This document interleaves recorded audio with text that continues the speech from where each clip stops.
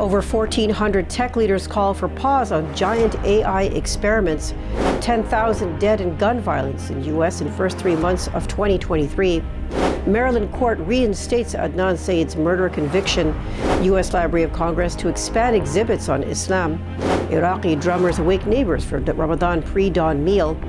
WHO says no extra COVID booster needed for medium-risk adults. Pakistan opts out of Democracy Summit in Washington.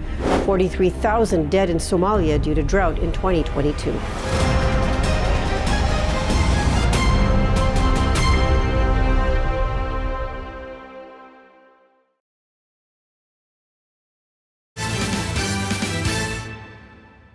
A New York grand jury has voted to indict former President Donald Trump over hush money payments made to a porn star.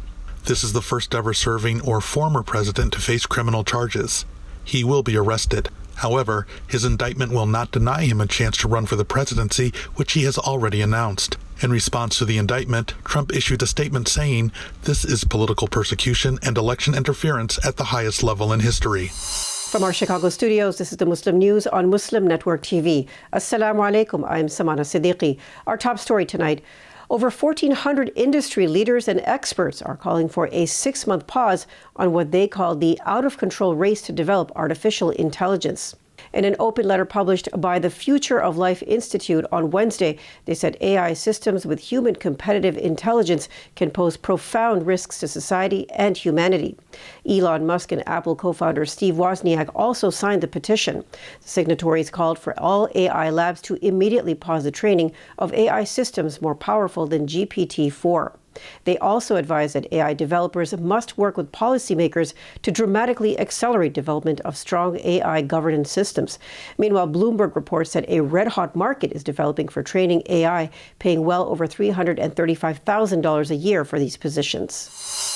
More than 10,000 people in the U.S. have died from gun violence as of March 28th, including over 400 children, the Gun Violence Archive said on Tuesday. There have been 130 mass shootings so far this year, according to the nonprofit research group.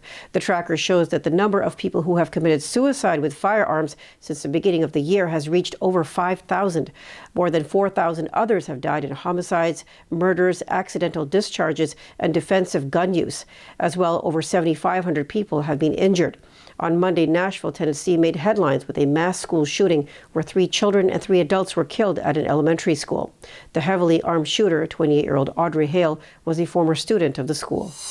Fact-checking former President Donald Trump's lies about the 2020 presidential election is bad for Fox News. That's according to the network's CEO, Suzanne Scott, whose messages became public on Wednesday.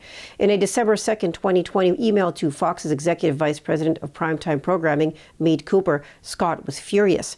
This was after a correspondent fact-checked Trump and a guest on talk show host Sean Hannity's program. "This has to stop now," Scott said in the email. "The audience is furious and we are just feeding them material. Bad for business." An appeals court in Maryland reinstated the murder conviction of Adnan Syed on Tuesday. This was for the 1999 killing of his former girlfriend, Hae Min Lee. Syed was released last September after serving more than 2 decades in prison for Lee's murder. This was after prosecutors provided new DNA evidence that pointed to other suspects. Syed was exonerated of the charges in October, but the appellate court of Maryland said the lower court had violated the rights of the victim's brother, young Lee, to attend a key hearing in person. Lee had attended through a Zoom video conference. A new hearing will be held regarding the evidence to vacate his conviction, officials said, and noted that they do not expect Syed to be sent back to prison during the interim.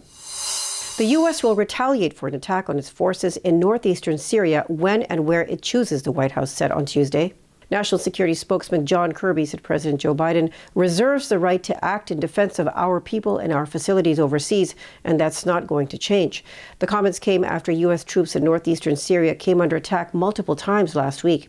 The March 23rd suicide drone strike killed 1 U.S. contractor and injured 5 service members when a coalition based near Hasaka came under rocket fire. The U.S. says it was Iran-backed proxy forces prompting the U.S. to carry out a retaliatory strike. The Lilly Endowment earlier this year gave a $2.5 million grant to the U.S. Library of Congress. This was for its exhibits and programs on religious cultures in Africa, Central Asia, and the Middle East, which led to expanding its offerings on Islam and Muslims. Currently, the world's largest library has over 1 million items in its Arabic section, including copies of the Quran. The grant has allowed the library to showcase more material, including information about the Islamic scholar Umar ibn Syed, who was enslaved and brought to South Carolina in 1807. His life will now be retold in a documentary produced by the Library of Congress. Along with in-person exhibits, the grant has also allowed for online interactive exhibits about Islam and Muslims. We're bringing more news stories after the break, so stay tuned, and we'll be right back.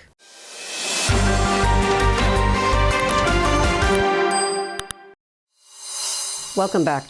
The tradition of human alarm clocks, Ramadan drummers, has survived in Iraq. Known as Misaharati, the drummers are part of the country's religious and social history. At the onset of Ramadan, drummers take to the streets in the wee hours. They beat drums or large gongs and recite verses in melodious tones in praise of Prophet Muhammad. This is to wake people up to take the pre-dawn suhoor meal in preparation for the dawn-to-dusk daily fast in the month of Ramadan. A number of Chinese companies have been hit with sanctions by the U.S. government. On Tuesday, the U.S. Commerce Department said this is for their human rights violations and abuses of the Uighur people in northwestern China. 4 of the companies belong to Hikvision, a company that makes surveillance cameras. The sanctions mean the companies cannot buy parts and components from U.S. companies without the American government's permission. Hikvision has already been subject to U.S. trade restrictions. This was after being added to the entity list in 2019 over its alleged activities relating to the treatment of Uyghurs. On Tuesday, the World Health Organization said it is no longer recommending additional COVID-19 vaccine booster doses for regular medium-risk adults. The medium-risk group includes healthy adults, usually under 60.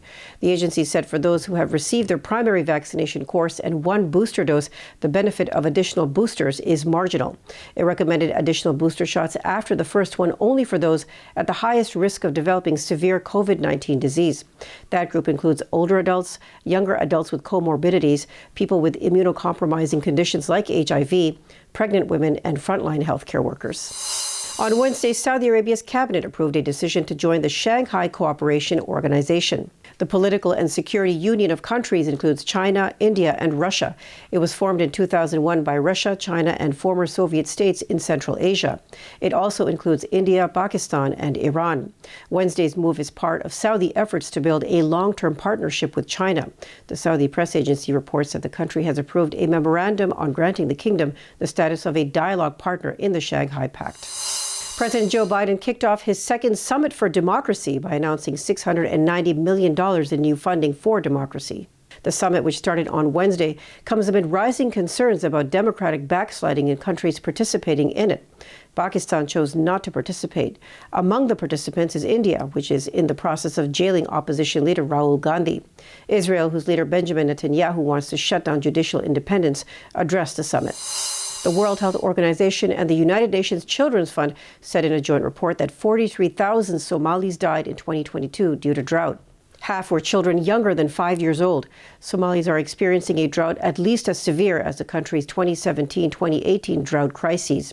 As a result, researchers believe that between 18,000 and 34,000 additional people might die by June 2023. Before we end today's news, I'd like to make a special request. It takes 55 hours of work daily to produce this news for you. It is news with a unique perspective, and you will find it only here. Sound Vision is a not-for-profit organization which produces this.